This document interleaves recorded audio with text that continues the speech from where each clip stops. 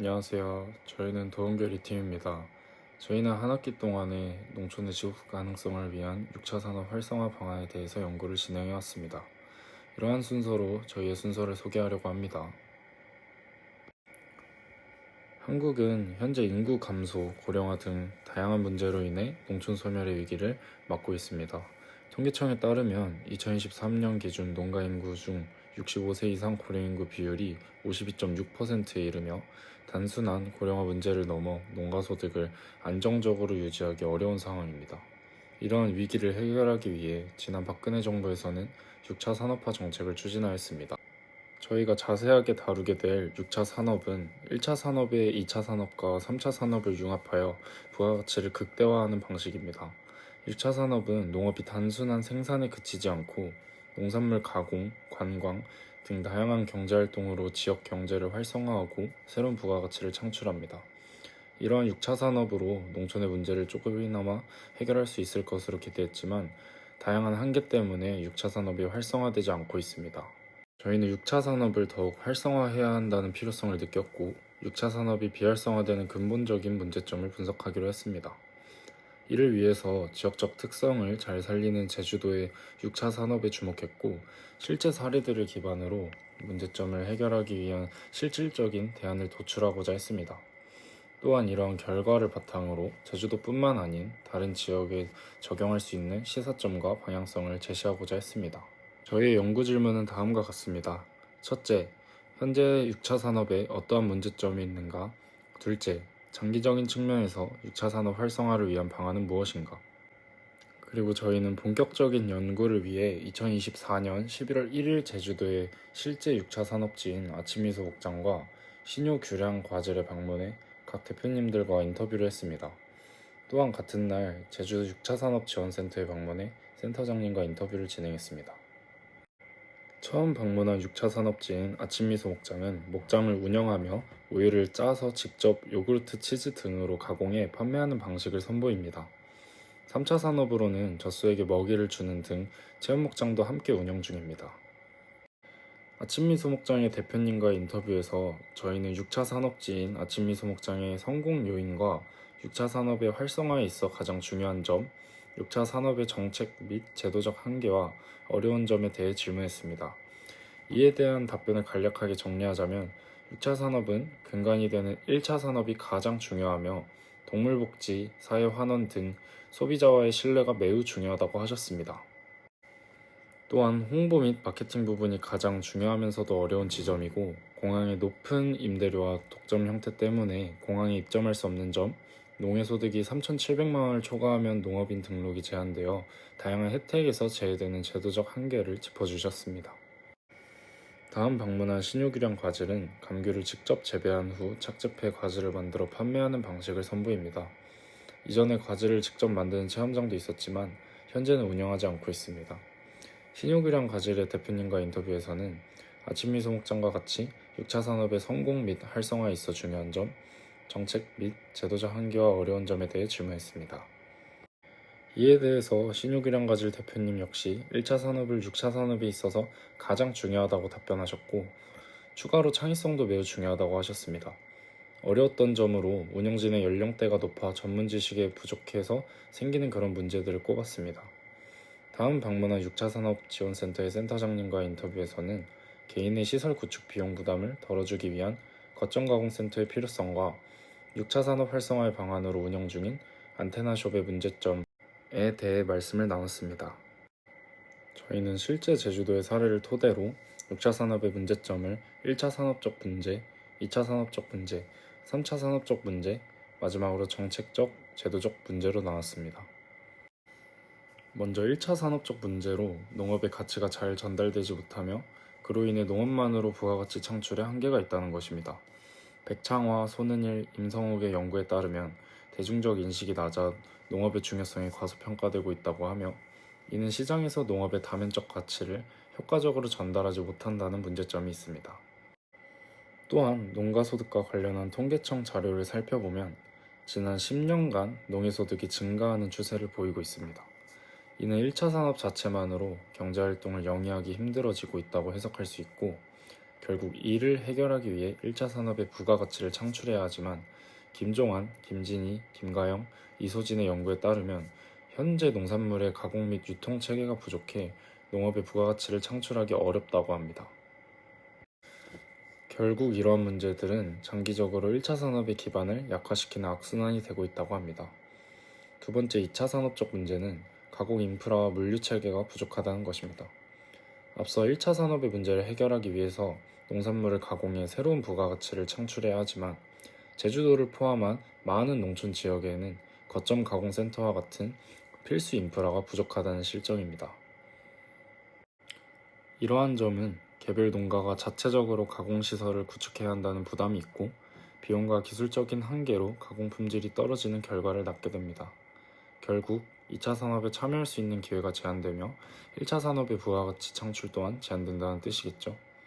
이와 더불어서 농가들은 낮은 단가와 폭넓은 유통망을 사용하는 대형 유통업체와의 경쟁에서 밀리고 자체적인 유통망을 확보하는 데 어려움을 겪습니다. 백창화, 손은일, 임성욱의 연구에 따르면 많은 농가들이 대형 유통망에 진입할 때 높은 수수료와 유통 과정을 감당해야 하는데 이는 수익성을 낮추는 결과로 이어진다고 합니다. 세 번째 3차 산업적 문제로 판매 및 소비자와의 접점이 부족하다는 것입니다. 관광 및 서비스업에 해당하는 3차 산업은 소비자와의 직접적인 접점을 형성하는 중요한 단계입니다. 하지만 체계적인 운영 시스템의 부재와 전문적인 마케팅 전략의 부족으로 인해 6차 산업은 현재 어려움을 겪고 있습니다. 저희가 연구한 제주도에서는 대부분의 소비가 관광객의 짧은 체류 기간 동안 이루어지며 이는 재방문으로 이루어지지 못해 장기적인 소비 패턴을 형성하지 못합니다. 즉, 관광객이 특정 농산물이나 지역 서비스를 지속적으로 구매하거나 농촌을 재방문하도록 유도하는 전략이 부족하다는 실정입니다. 마지막, 정책적, 제도적 문제로는 구조적 지원 체계가 미비하다는 점입니다. 저희가 주목한 제도는 농업 직불급 제급 제도입니다. 이 제도는 농업인의 소득 안정과 공익적 농업 실현을 위해 마련된 정책으로 일정 기준을 충족한 농업인에게 직불금을 지급하는 방식으로 운영되고 있습니다. 그러나 현재 제도에서는 농해소득이 연간 3,700만 원을 초과하는 농업인은 직불금을 수령할 수 없도록 제한하고 있습니다. 하지만 농해소득은 지속적으로 증가하고 있고 이는 농업 외부의 사업활동 등의 비중이 점점 커진다는 것을 뜻합니다. 박미선의 연구에 따르면 농업활동만으로는 충분한 소득 창출이 어려운 농업인들이 농업 외의 활동을 통해 경제적 안정성을 확보하려는 경향을 보여준다고 합니다.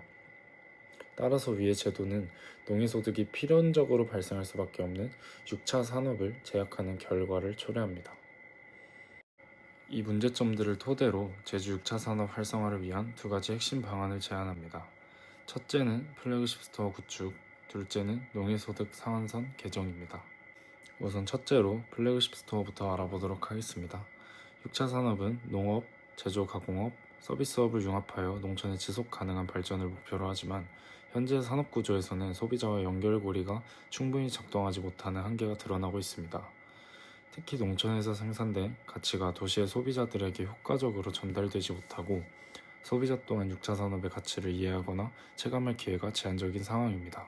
그러한 상황은 농촌과 도시를 연결할 가시적이고 효과적인 중간 플랫폼의 부재에서 기인합니다.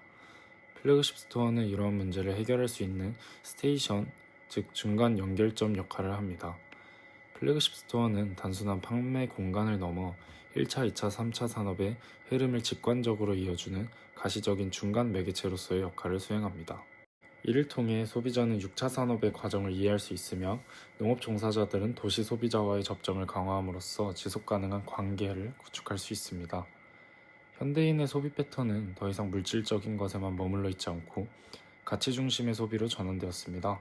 사회가 발전함에 따라 소비 패턴도 크게 변화하고 있으며 사람들은 소비 과정에서의 경험과 정신적 즐거움을 추구하기 시작했습니다.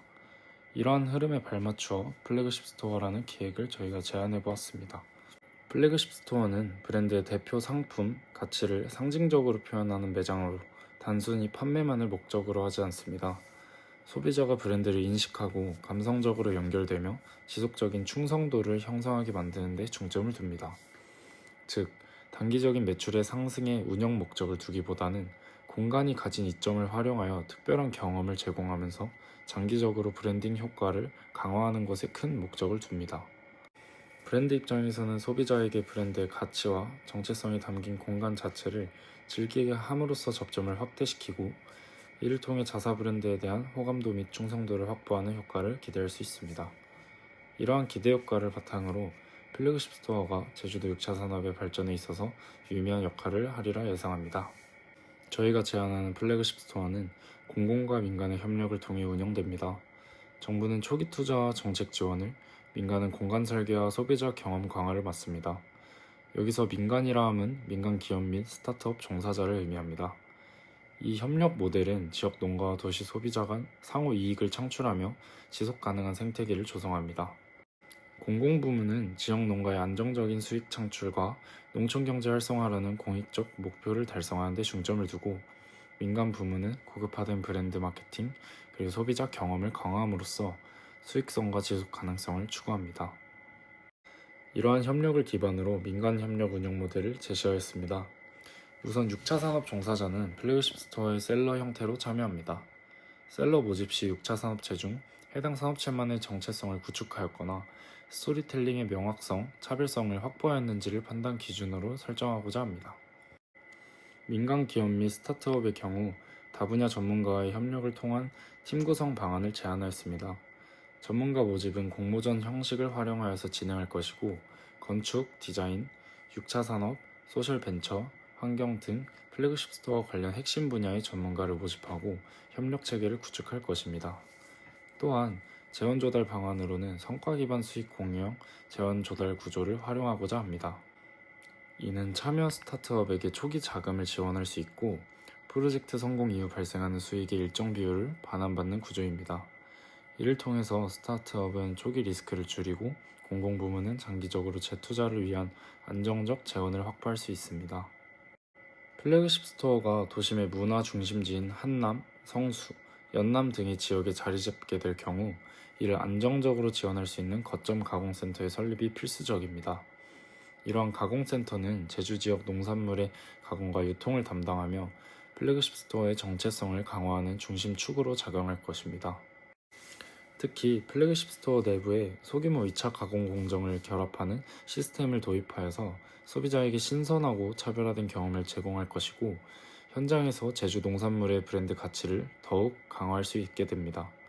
이러한 경험을 바탕으로 6차 산업의 본질적인 특징을 효과적으로 부각시켜 소비자로 하여금 친숙하게 다가가도록 함으로써 6차 산업의 개념을 사회 전반에 확산시키는 데 기여하고자 합니다. 주요 기능으로는 1차 가공과 물류 허브 역할이 있습니다. 최적 입지 선정 모델은 지역적 유리성, 물류 네트워크, 협력 인프라 등을 고려하여 각각 서귀포시 표선면과 제주시 아라동으로 제시하였습니다. 재원 조달 방식으로는 앞서 PPP 방식과 유사하게 CJ 프레시웨이와 같은 대기업 즉 민간 부문과의 협력과 농림축산식품부, 제주농업기술원 등의 공공부문과의 협력을 고안하였습니다. 본 연구의 플래그십 스토어의 위치로는 첫째, 성수동을 제한해서 트렌드 중심의 플래그십 스토어 허브를 구축하고자 합니다. 성수동은 최근 서울에서 가장 트렌디한 상권으로 자리 잡았으며 패션 및 라이프스타일 브랜드들이 플래그십 스토어를 집중적으로 오픈하는 지역입니다. 2024년 기준으로 성수역의 유동인구는 지난 9년간 10만 명이 증가해서 한 달 평균 24만 명에 달합니다. 그러나 성수동이 핫플로 떠오르면서 임대료의 가파른 상승세는 매우 예측이 가능한 상황이 되었습니다.